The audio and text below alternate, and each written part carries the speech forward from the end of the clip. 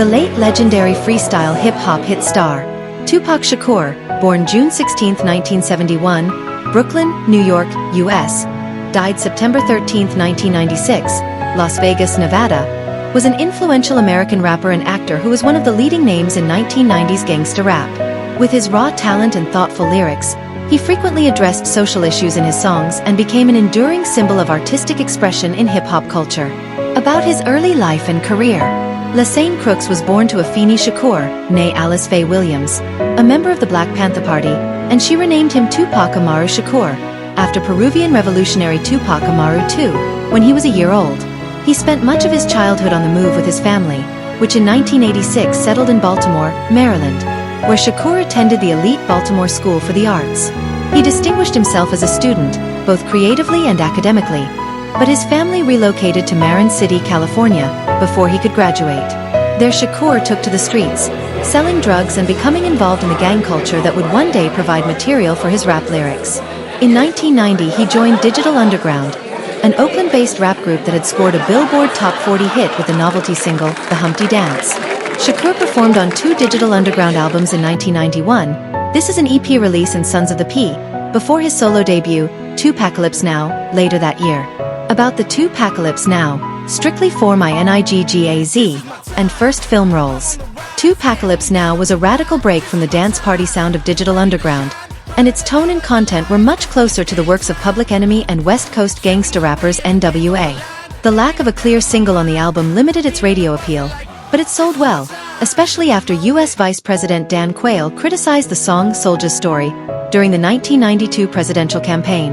That same year Shakur joined the ranks of other rappers turned actors, such as Ice Cube and Ice-T, when he was cast in the motion picture Juice, an urban crime drama.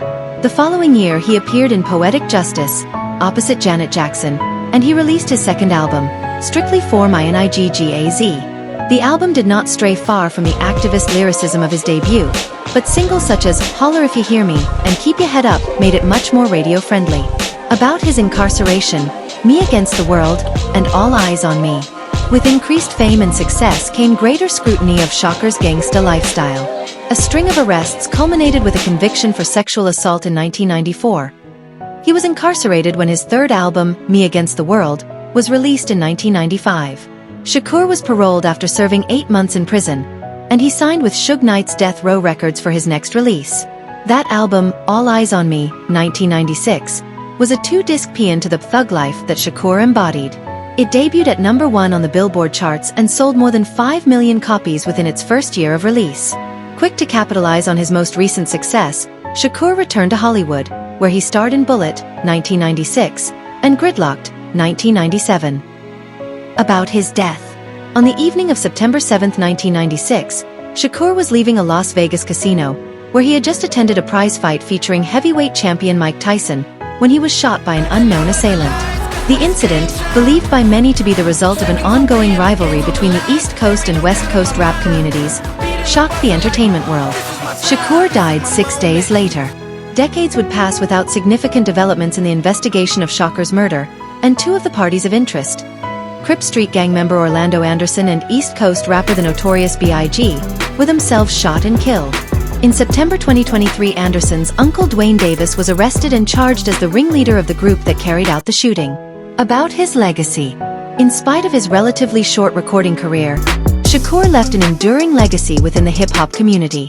His popularity was undiminished after his death, and a long succession of posthumous releases, many of them were simply repackaged or remixed existing material, and most were of middling quality, ensured that new Tupac albums continued to appear well into the 21st century.